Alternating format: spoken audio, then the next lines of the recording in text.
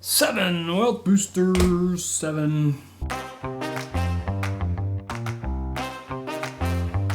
So a while back I made a video about 5 wealth killers. You can go back and watch that if you like, but this is kind of the yin to the yang of that video. We're going to talk about 7 wealth boosters today. Wealth booster 1 is the employer match. In terms of sheer wealth building capability, there isn't a retirement savings plan feature more powerful than the employer matching contribution. The math is pretty simple. For contributions you make to an employer-sponsored retirement plan that receive a dollar-for-dollar match, you get double the benefit for each dollar you save. Furthermore, any subsequent earnings will grow at double the rate because double the dollars are earning interest. And even if you get less of a benefit, it's still free money that helps you along in your financial journey. Any contribution from your employer helps to the extent of the contribution's value. So if you contribute $100 with a 50% match, your contribution is worth $150.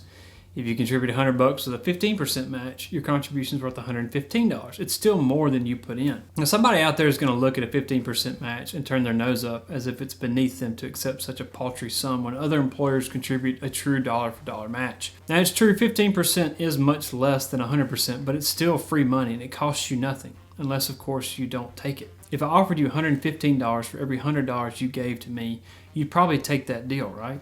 Well, this really isn't any different. To me, taking advantage of an employer match is one of the top priorities for any of us financially. That's why it comes in at milestone number 2 on our Next Dollar Roadmap on our website. Do not walk away from free money. If you're not taking advantage of an available matching contribution from your employer and you actually would like to be wealthier, then go do that now. Wealth builder number 2 is paying cash. Now, no one has ever spent or borrowed their way into prosperity. The math just doesn't support it. You see, wealth is ultimately the result of a very simple math equation. Net worth equals assets minus liabilities. If your liabilities are larger than your assets, then you have debt, not net worth. Now, viewing this from a day-to-day cash flow perspective, we can think of assets as a result of inflows or income and liabilities as a result of outflows or spending.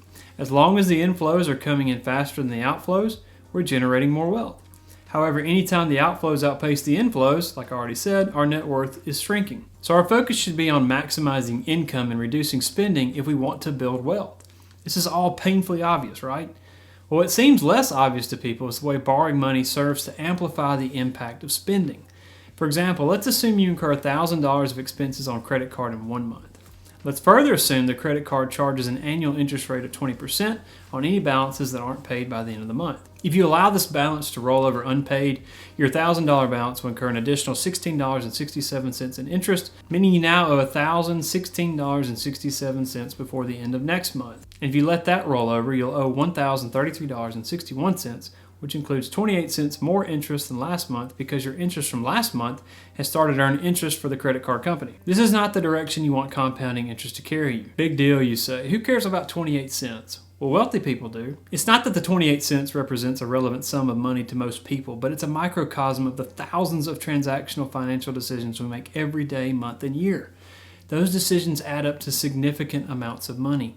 28 cents per month for 40 years is worth $134.40. What if you decided 28 cents wasn't a big deal 1,000 times? That's $134,400 of who cares decisions. The truth is, even small decisions matter because we make so many of them. Let's take this to a larger scale by using one of my favorite debt targets, the automobile.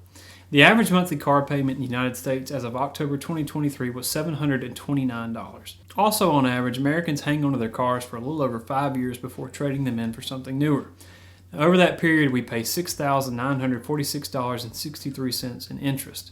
If you repeated this process for 50 years, that's $69,466.30 just paid for holding the debt. The bottom line is lenders understand the power of compounding interest, which is why they are eager to loan you this money. If you invested $6,946.63 every 5 years for 50 years and earned just 8% interest on it, you'd have $998,261 more dollars than if you borrowed the money instead. Speaking of compounding interest, our third wealth booster is adequate saving. Wealthy people save money. Now, there are 2 primary points of view one could take from this statement. One is wealthy people make enough money that they have sufficient cash available to save, or wealthy people are wealthy because they prioritized saving in the past. While the first point of view is certainly true, I'm arguing for the second point of view.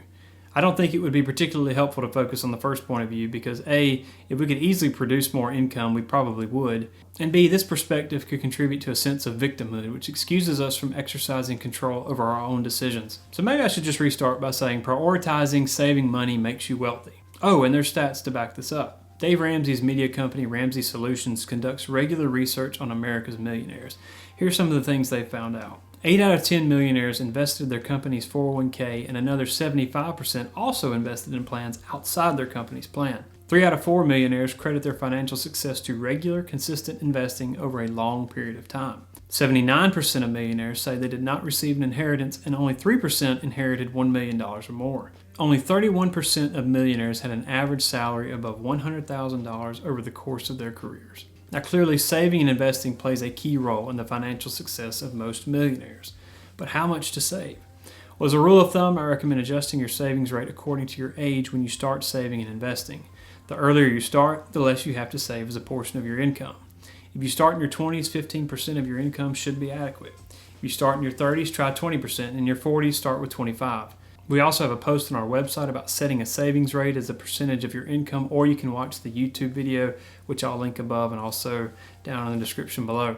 Now, as a teaser, here's a chart summarizing the percentage of income you should save based on the number of years until your expected retirement. Now, to be clear, this chart applies to savers that are just starting out. You shouldn't expect to try and save 327% of your income when you're 5 years from retirement, unless you're just starting, of course. In that case, good luck with that.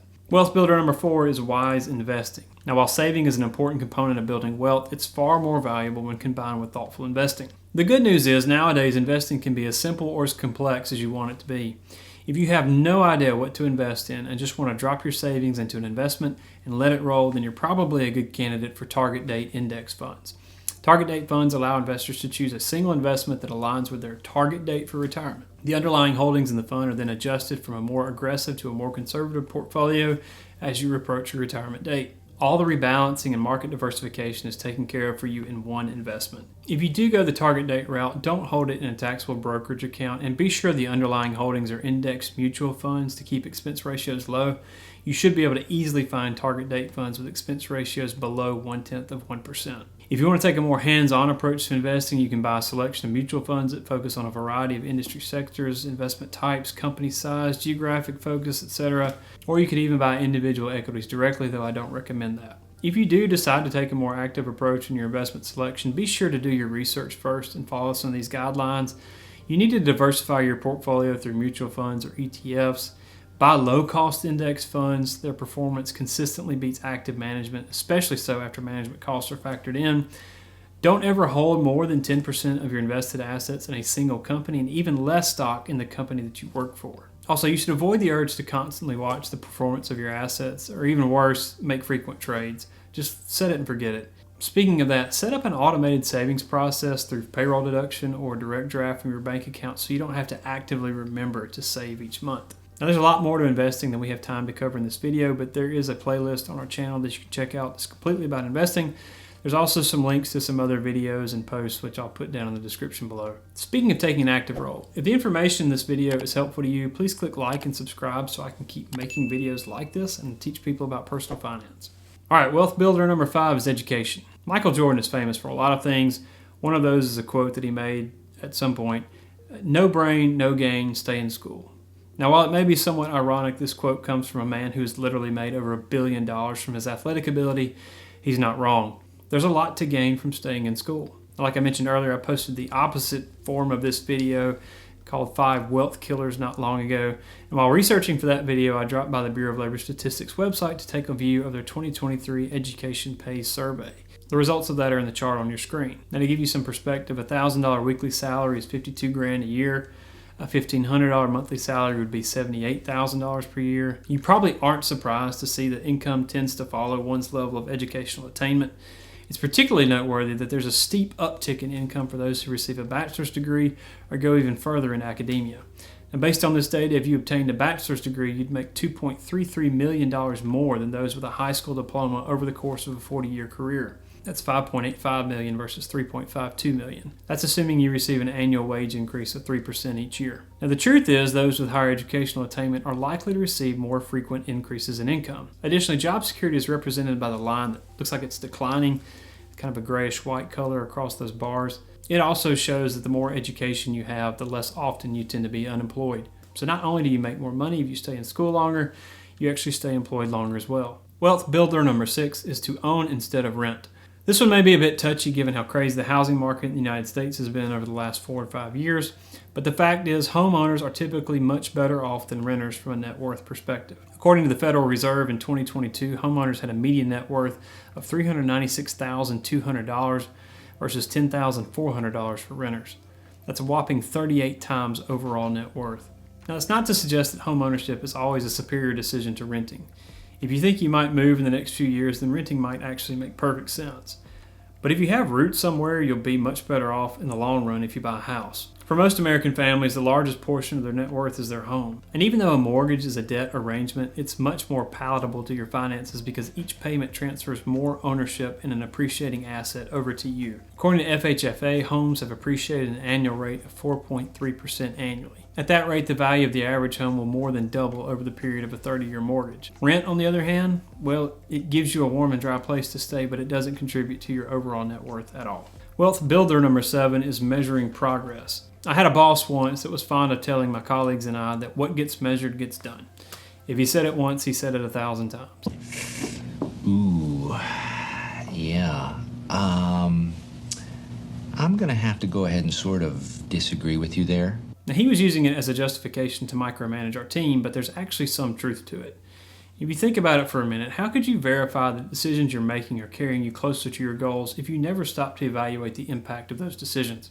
Or how do you measure progress if you don't know where you started, where you've been, or where you are now relative to those other data points? Anytime we work toward a goal that will take time to achieve, we need to make thoughtful course adjustments to keep us on track. Financial plans, goals, and budgets, to name a few, will all help us do that. According to the Certified Financial Planner Board, American consumers who have a budget feel more in control, more confident, and more secure about their finances. The studies also show that we're more likely to make positive choices about saving and investing when we celebrate net worth milestones along the way. Of course, a sudden drop in the value of one's investments often leads to poor choices. That's why I recommend that you just avoid looking when you know economic conditions are choppy. I'm serious. When the stock market runs into the ditch, I walk away until I'm confident things are back on track. So there you have it, 7 concepts to boost your overall net worth. It occurred to me as I look back over the list that I have positive personal experience with each one of the 7 wealth boosters I've listed in this video. So there's real world results for you. We have much more on our website and YouTube channel about topics like this. Speaking of topics, if there's one you'd like me to record a video about or speak about or write a post about, please let me know down in the comments below, and I'll try to do that for you. As always, we are grateful for your interest in our videos. God bless and take care.